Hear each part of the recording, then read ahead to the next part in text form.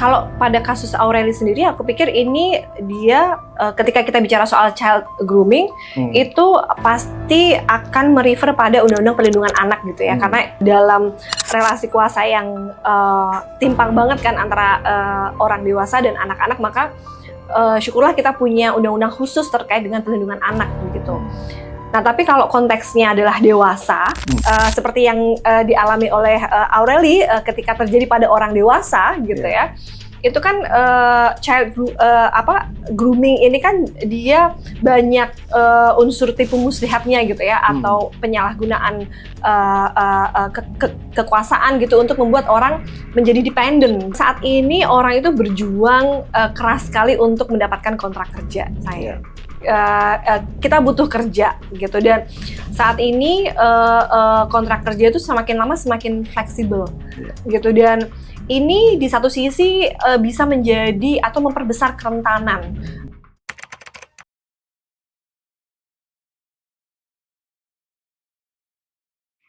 Halo, apa kabar? Jumpa lagi bersama saya Said Iskandar Syah di kanal YouTube Oret dalam program Say It.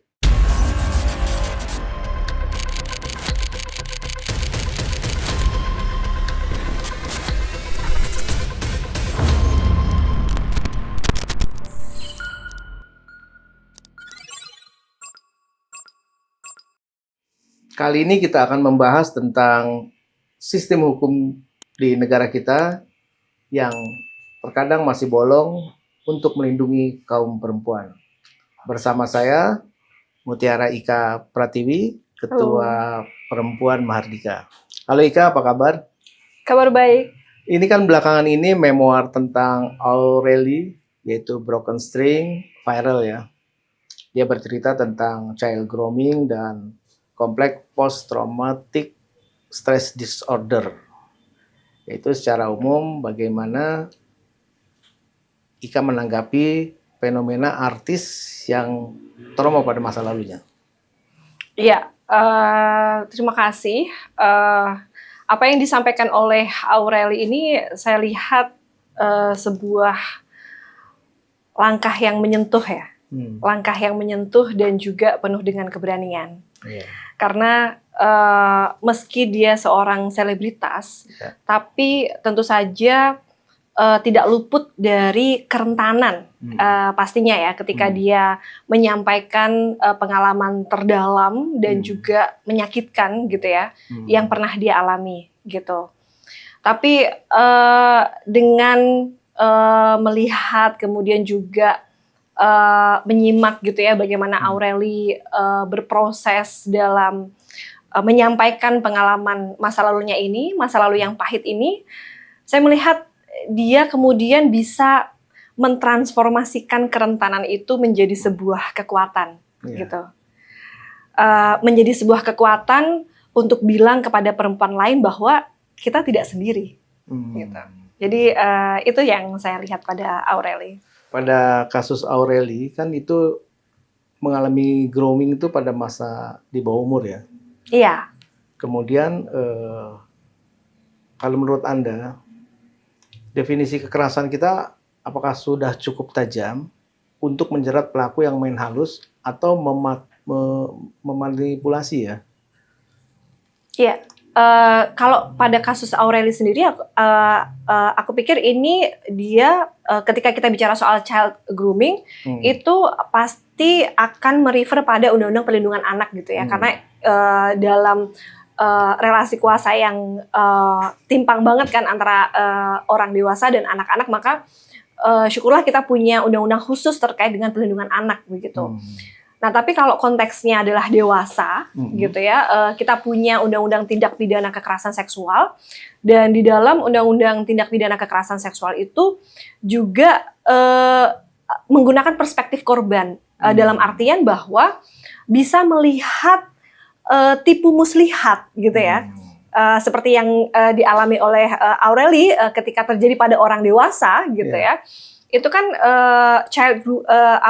grooming ini kan dia banyak unsur tipu muslihatnya gitu ya, atau penyalahgunaan kekuasaan gitu untuk membuat orang menjadi dependent gitu secara seksual dan juga secara emosional gitu. Dan ini diatur dalam pasal 6 Undang-Undang TPKS bahwa tindak pidana kekerasan seksual ini juga berlaku bagi setiap orang yang punya kedudukan gitu ya atau perbawa tapi kemudian menyalahgunakan kedudukan atau kepercayaan yang diberikan pada orang tersebut gitu. Jadi itu adalah upaya bagaimana Undang-Undang TPKS kemudian juga mendeteksi gitu ya bentuk-bentuk kekerasan seksual yang mungkin tidak terjadi secara body contact atau fisik gitu ya, tidak juga melalui elektronik tapi juga melalui tipu muslihat ini, penyalahgunaan jabatan atau kedudukan atau bahkan kepercayaan gitu yang diberikan oleh institusi tertentu atau masyarakat, misalnya dia adalah tenaga kesehatan atau dia guru atau dia dosen misalnya kayak gitu ya, itu kan orang-orang yang diberikan kepercayaan gitu ya atas perannya, tapi kemudian mereka menyalahgunakannya itu dan bentuk-bentuknya bukan hanya paksaan atau ancaman secara langsung, tapi bisa melalui tipu muslihat, dan itu diakui bahwa itu adalah sebuah tindakan yang bisa menyebabkan seseorang menjadi korban kekerasan seksual di dalam Undang-Undang TPKS begitu. Kalau menurut kamu ya, kira-kira Undang-Undang TPKS itu sudah memadai belum? Secara perspektif sudah sangat memadai, walaupun memang dalam proses mendorong pengesahannya di tahun menjelang 2022 itu banyak sekali kompromi yang dilakukan gitu ya, tapi gerakan masyarakat sipil, gerakan perempuan itu berhasil untuk mendorong agar substansi dalam Undang-Undang TPKS ini memang berperspektif korban begitu. Kamu kan sering ya mendampingi buruh, kaum perempuan gitu kan. Kalau kita bandingkan kasus Aureli, ada nggak kesamaan pada kasus misal pelecehan buruh terhadap oleh yang dilakukan oleh atasannya yang predator gitu? Iya, itu punya kesamaan karena Aureli adalah seorang perempuan yang tumbuh dan berkembang dalam dunia hiburan ya.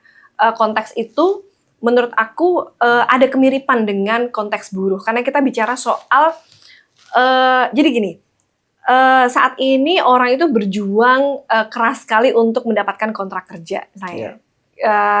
Kita butuh kerja gitu, dan saat ini kontrak kerja itu semakin lama semakin fleksibel gitu, dan ini di satu sisi bisa menjadi atau memperbesar kerentanan terhadap perempuan yang relasi kuasa gendernya lebih timpang gitu ya dalam struktur masyarakat sekarang, kemudian menjadi potensial victim yang lebih besar gitu karena situasi itu gitu. Dan saya ngelihat sama gitu ya, atau ada kemiripan gitu ya ketika kita bicara soal dunia hiburan di mana itu kan bicara soal kalau kamu mau menjadi center, kalau kamu mau mendapatkan peran misalnya sebagai seorang artis gitu ya,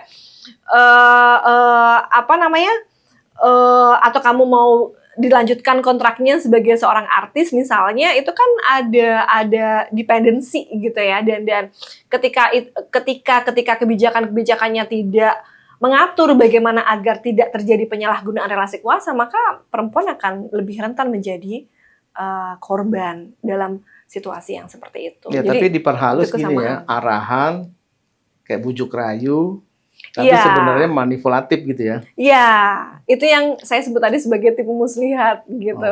Misalnya ajakan kencan, kalau nggak mau diberhentikan kontraknya, kamu harus mau kencan dengan saya. Nah itu dalam penelitian kami, dalam kajian kami terhadap situasi pelecehan seksual di atau pada buruh garmen, itu kami mendapatkan bentuk-bentuk seperti itu. Gitu. Oke, khusus tentang Undang-Undang Tindak Pidana Kekerasan Seksual, kalau Anda melihat bagaimana sikap pemerintah dalam mengimplementasikannya, kemudian ada nggak sih kesulitan-kesulitannya dalam penerapan itu?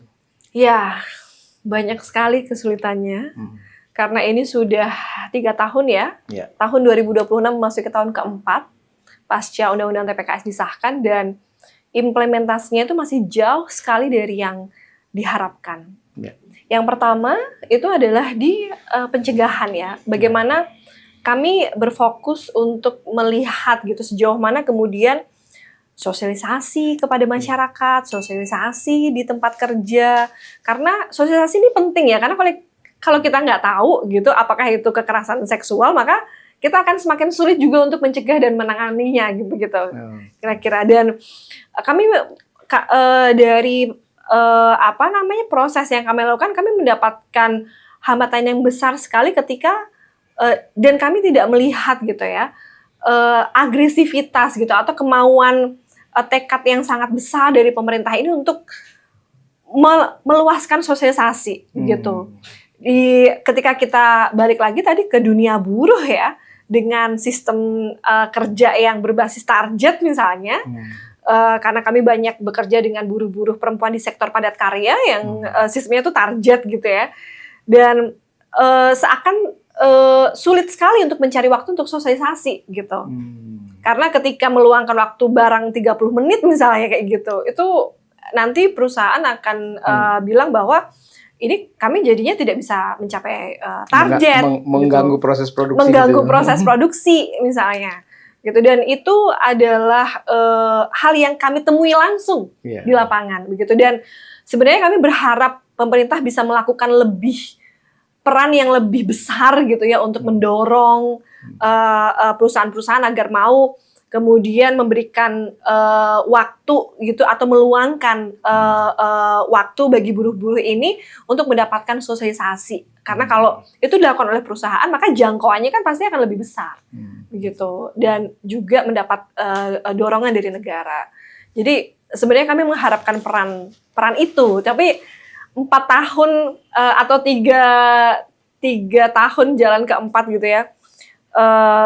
Perjalanan UTPKS ini kami masih melihat lemahnya komitmen negara dalam hal itu.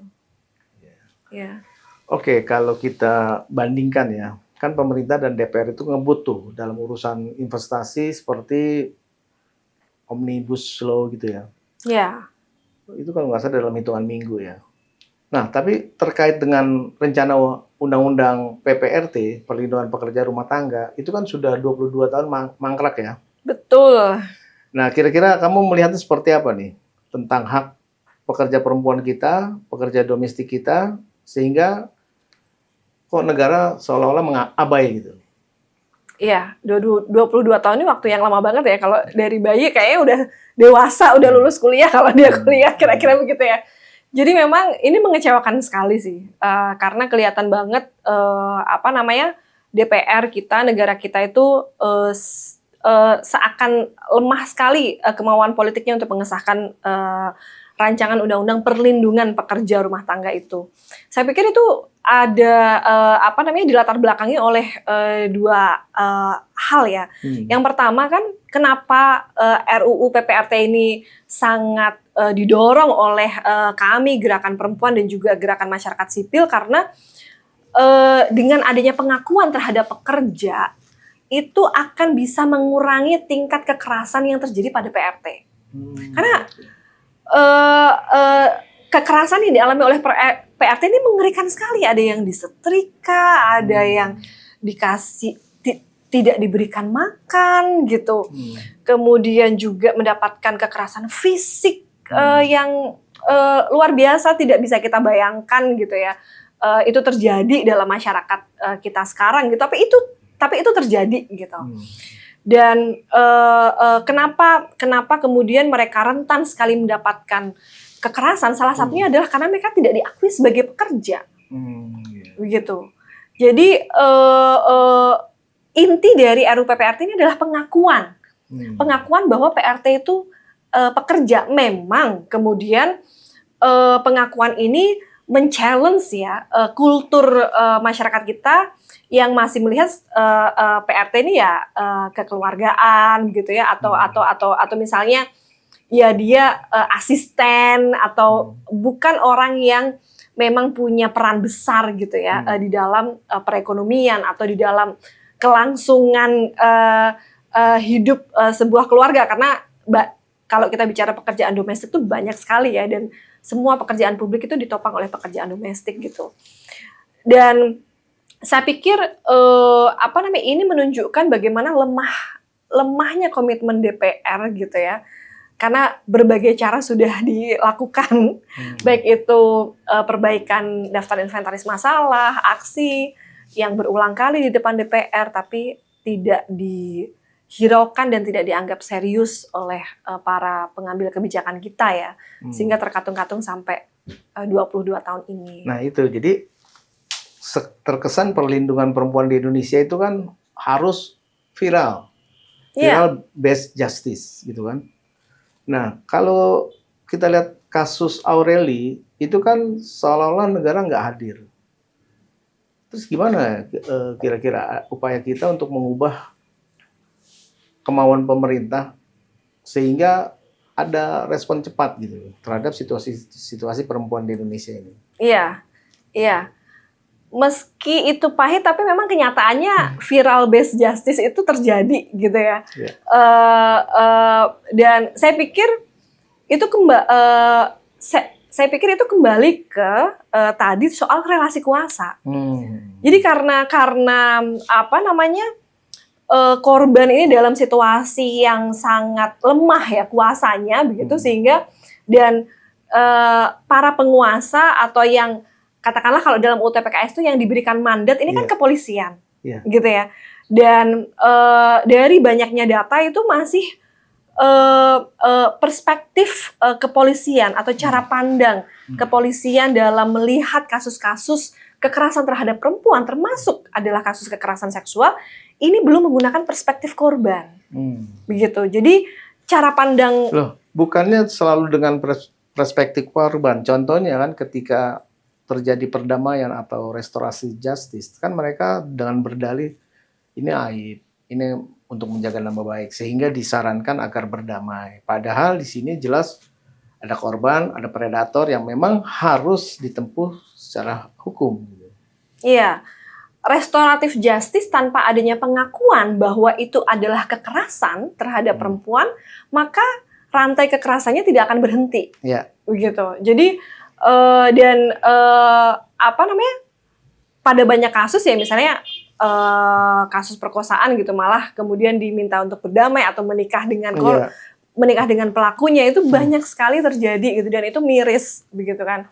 Nah sehingga salah satu hambatannya, jadi kenapa viral based justice itu saya bilang kadang-kadang efektif ya, karena viral based justice ini juga dua sisi mata uang gitu. Kalau kita tidak menggunakannya dengan baik, maka dia juga bisa kemudian berbalik untuk membuat korban menjadi korban kembali gitu. Karena kita tidak bisa mengontrol kan apa namanya suara-suara netizen itu kita nggak bisa kontrol gitu. Tapi makanya di satu sisi itu iya gitu ya, viral based justice ini, karena memang kita berhadapan dengan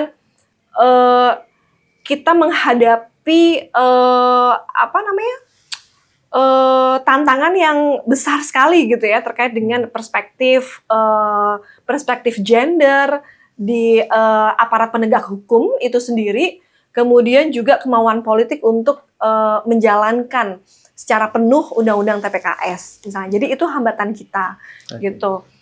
Tapi kemudian saya juga ingin menyampaikan bahwa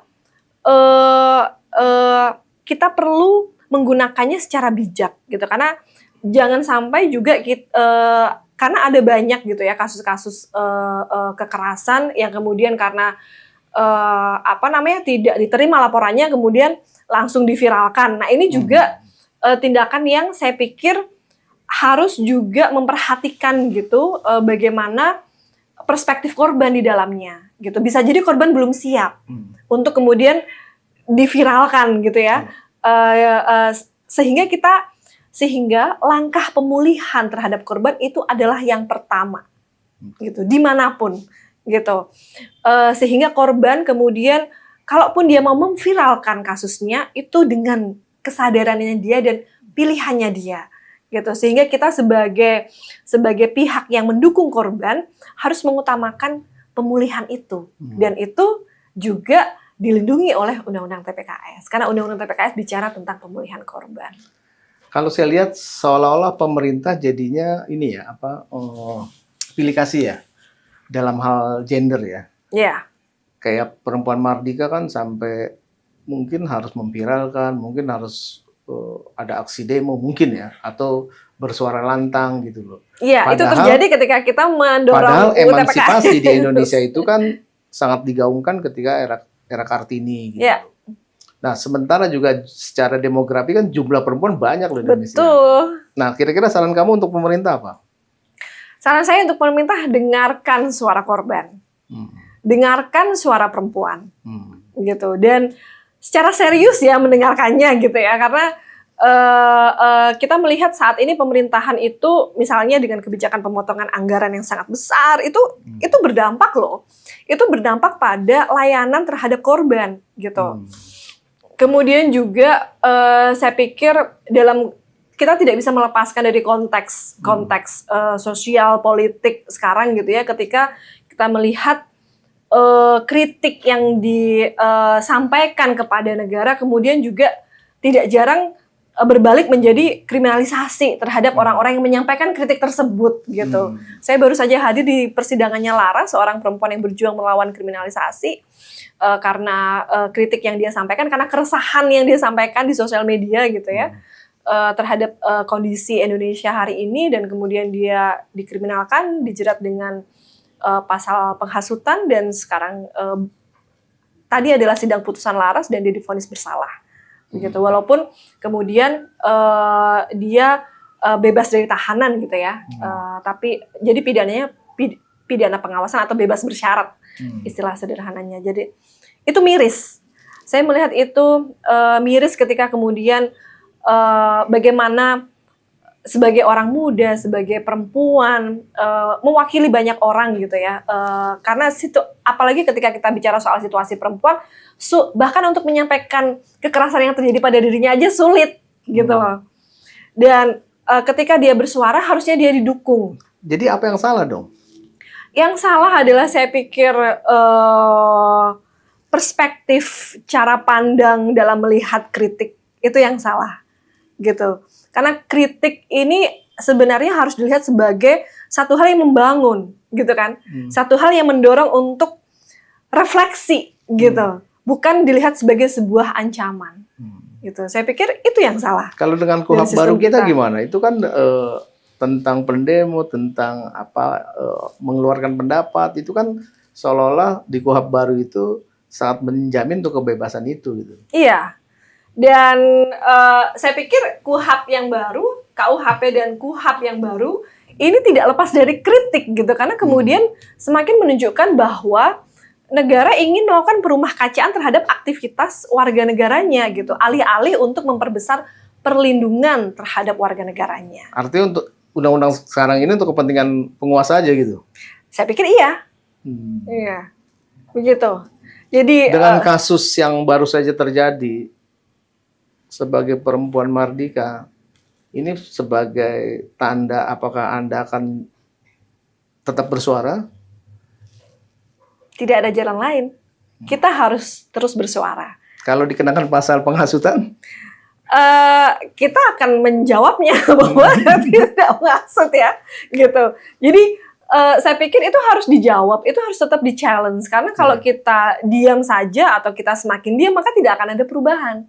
Nah, gitu. Dan himbauan untuk perempuan Indonesia nih, gimana kira-kira? Himbauan untuk perempuan Indonesia, ya ini momen yang bagus ya, saya pikir, karena 1,5 bulan lagi kita itu akan kita akan menyongsong sebuah momentum besar bagi perempuan, yaitu adalah Hari Perempuan Internasional yang jatuh pada tanggal 8 Maret 2026. Begitu. Dan saya pikir banyak setiap hari sepertinya ada hal yang tidak hanya kabar buruk, tapi juga kabar yang menginspirasi, seperti tadi Aureli kemudian juga berani menyampaikan gitu ya. Saya pikir itu bukan hanya hasil satu orang gitu. Saya pikir keberanian itu muncul karena kita bersama-sama. Gitu. Jadi pesan saya kepada seluruh perempuan Indonesia adalah bahwa kita tidak pernah sendirian. Gitu. Kita kita bisa melakukan atau kita bisa menciptakan dunia yang lebih baik untuk siapapun, tentu saja untuk perempuan, tapi untuk semua orang kalau kita bergerak dan kita tidak diam. begitu.